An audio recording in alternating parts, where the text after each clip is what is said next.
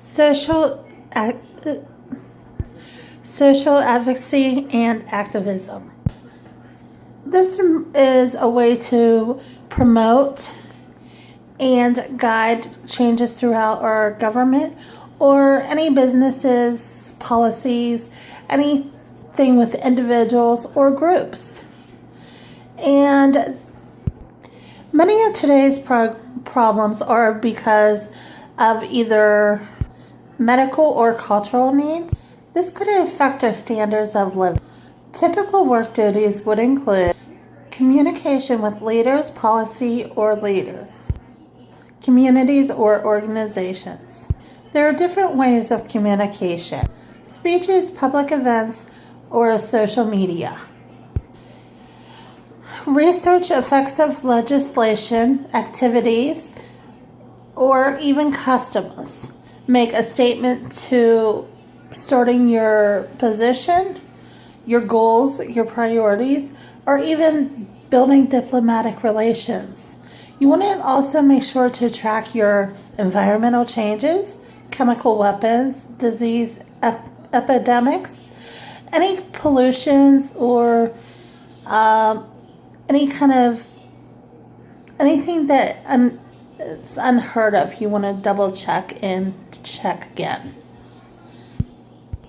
Make talking points. This way you can give them to any spokespersons. Improve your standards of living by developing financial resources, education, technology, and our ways that we develop our nations. Our educations vary. There are many types of positions, and some of them are even volunteer. Most of the outreach specialists do have bachelor's degrees. Here are some of the different type of work locations that you can work in. There are the field work, the educational events. You can go to different types of rallies or even form different type of rallies. And they usually happen on the evenings or weekends. The average salaries is $33,000 to $113,000, depending on the position that you would hold. Community organizations or organizers can make $33,000, while lobbyists make up to $113,000.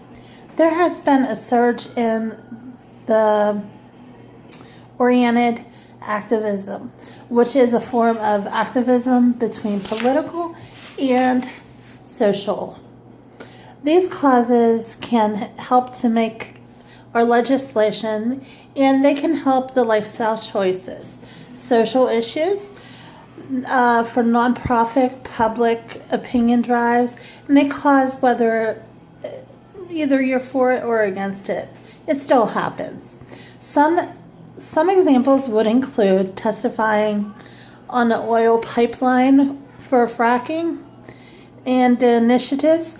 What would you do is you would explain how the climate change of any research and public, and prepare any of your information on any cosmetic or even pharmaceutical changes that would occur. To be an activist, you do have to have excellent communication skills. Being able to persuade people, to be good at presentations, good writing skills so that you can do your opinion pieces, you can review papers, and you can even write social media postings, research, and analyze any information. You must be very personable and have excellent resolution and conflict skills, because nowadays with the resolution skills and the conflict skills, you use them every day without even knowing, especially if you would talk about something like the election, or that's just one example. So you want to make sure that you do have those skills so that it's not catching you off guard. And if this is a type of work that you like, where you want to be involved, you have excellent skills as far as in the English field, in the history field, then this is definitely a career that you want to go into and become an activist, or even go and become maybe a lobbyist and help to make some of your own laws. So this is something that it's not an easy decision to be made, but it's something you can think about.